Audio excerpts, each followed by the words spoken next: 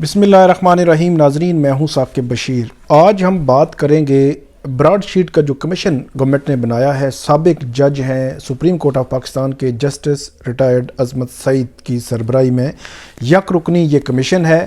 اس کے T O آرز اور اس نے کیا کرنا ہے اس پہ مختصراً بات کریں گے. آپ اس حوالے سے تفصیلات سن چکے ہوں گے، پڑھ چکے ہوں گے، لیکن تھوڑا سا بیک گراؤنڈ میں آپ کو بتاؤں گا اور کچھ خدشات جو قانون پر نظر رکھنے والے لوگ ہیں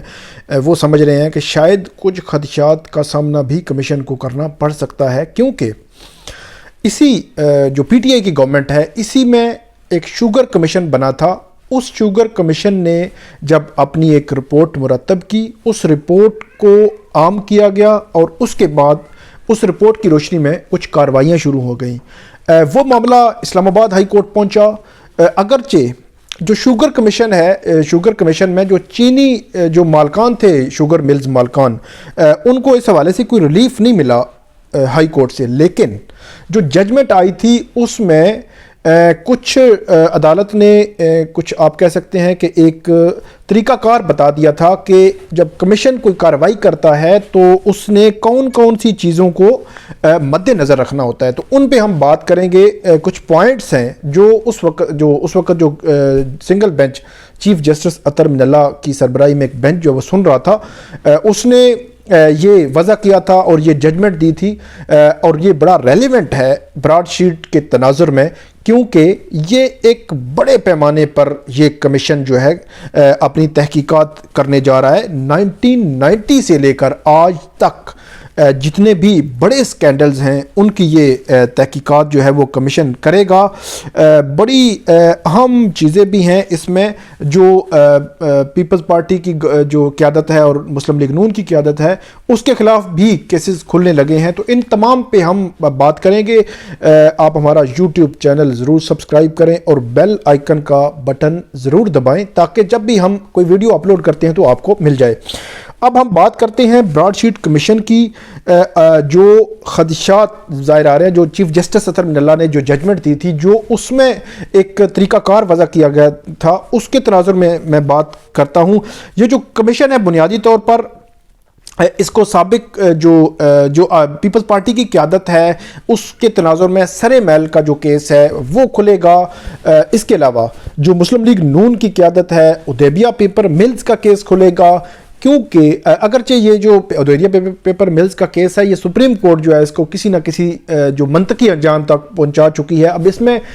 کیا قانونی حکم آ سکتا ہے یا نہیں، یہ بھی آنے والا وقت جو ہے وہ ہمیں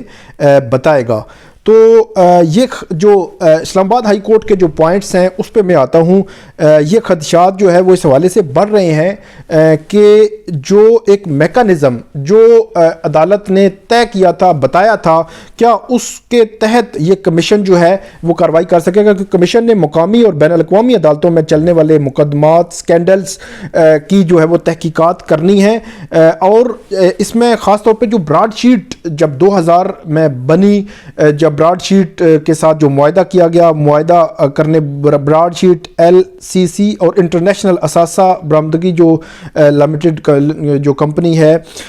اس کے علاوہ جو اس کا انتخاب کیسے کیا گیا، تقرر کیسے ہوا اور 2000 سال میں یہ سمجھوتا کیسے کیا گیا. اسی طرح برطانوی عدالتوں میں جتنی بھی لٹیگیشن ہوئی پاکستان کی طرف سے، اسٹیٹ آف پاکستان کی طرف سے، کیا اس میں کتنے قانونی تقاضے پورے کیے گئے، ادائیگی کا جو جرمانے ہوئے اس کی ادائیگی میں جتنا بھی سلسلہ تھا کیا اس کو مد نظر اس میں رکھا گیا، اس میں کہیں بے قاعدگیاں تو نہیں ہوئی، اور کون اگر باقاعدگی ہوئی تو کون ملوث تھا. کرپشن کے خلاف اعلیٰ سرکاری عہدوں کے حامل جو افراد ہیں ان کی بدعنوانی، اس کی بھی تحقیقات کرے گا یہ والا جو کمیشن ہے. اور یہ جو جتنے بھی کیسز تھے ان کی شناخت، اثاثوں اور رقم کی جو 1990 سے لے کر جو برآمدگی آنی تھی، ان تمام کی جو ہے وہ تحقیقات کرے گا. تو یہ تھوڑا سا اس کا پس منظر تھا. میں آتا ہوں کہ جو اسلام آباد ہائی کورٹ ہے اس کے چیف جسٹس اطہر من اللہ نے ججمنٹ دی تھی شوگر ملز کمیشن میں. اس میں شوگر ملز کی درخواست جو تھی کمیشن انکوائری کے خلاف، رپورٹ کے خلاف، وہ تو مسترد کر دی گئی تھی، لیکن اس میں عدالت نے یہ کہا تھا اور یہ سوال اٹھایا تھا کہ جتنی بھی کارروائیاں ہیں کیا یہ ٹرائل بن جائیں گی؟ اگر یہ ٹرائل بن جاتی ہیں تو اس میں شہرت کو نقصان پہنچانا شامل ہوگا، کیونکہ کیا اس سے جو متاثرہ ہے ان کا کمیشن کی سربراہی کرنے والے جج پر اعتماد اور بھروسہ ہوگا؟ تو یہ جو سوال ہے یہ قانونی جو لوگ ہیں وہ بھی اٹھا رہے ہیں، مختلف پولیٹیکل پارٹیز کی جانب سے کچھ جو مطالبہ بھی سامنے آ رہا ہے، اس پہ میں بات نہیں کروں گا، لیکن مطالبہ موجود ہے۔ تو جب پیپلز پارٹی کی قیادت یا مسلم لیگ نون کی قیادت کو یا کسی بھی اور شخص کو کمیشن بلاتا ہے، تو اگر اس پر کمیشن پر اس کا اعتماد نہیں ہے تو قانون اپنا راستہ جو ہے وہ کیسے بنائے گا؟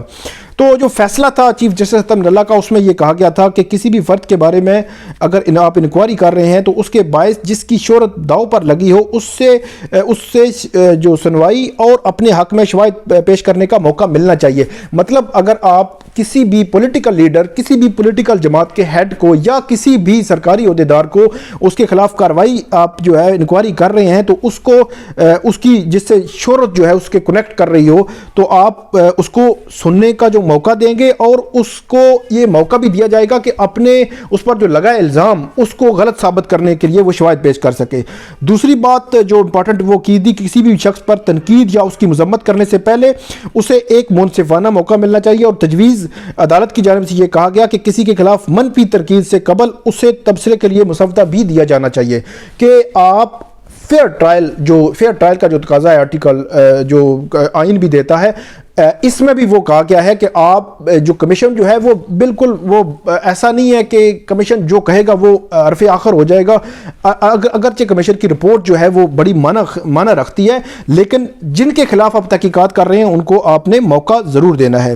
آگے جا کر عدالت نے یہ بھی کہا کہ رپورٹ کے عمومی اور خصوصی نوعیت ہونے کا بھی فرق موجود ہے۔ اگر رپورٹ کسی شخص کی شہرت یا کردار سے مخصوص ہو تو اس شخص کو ممکنہ نتائج سے لازمی آگاہ کیا جانا چاہیے، اور اس کو ڈیفینڈ کرنے، اس کا جو دفاع کرنے یا اس کے حوالے سے جتنے بھی اس کے پاس اس کو کاؤنٹر کرنے کے لیے اگر شواہد ہیں تو وہ بھی پیش کرنے کا موقع ملنا چاہیے۔ اس کے علاوہ فیصلے میں انکوائری کے دائرہ کار میں بھی فرق کر دیا گیا تھا کہ یہ بڑی یا چھوٹی یا کسی شخص کے کردار یا شہرت کے لیے جو انکوائری ہے وہ مخصوص کی گئی ہے۔ عدالت نے آگے جا کر یہ بھی کہا کہ آپ کسی بھی جو شہری ہے اس کے خلاف کوئی بھی جو تحقیقات ہیں وہ کر رہے ہیں تو اس کے تناظر میں عدالت نے جو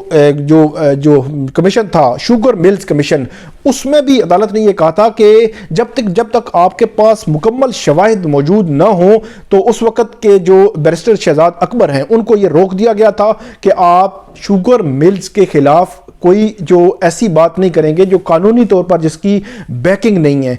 ان کے خلاف یہ کہا گیا تھا کہ وہ کہہ رہے تھے کہ پروپیگنڈا کیا جا رہا ہے، تو اس تمام چیزوں کو عدالت نے روک دیا تھا۔ تو یہ ناظرین یہ بڑی امپورٹنٹ ڈیولپمنٹ تھی جو اسلام آباد ہائی کورٹ کا جو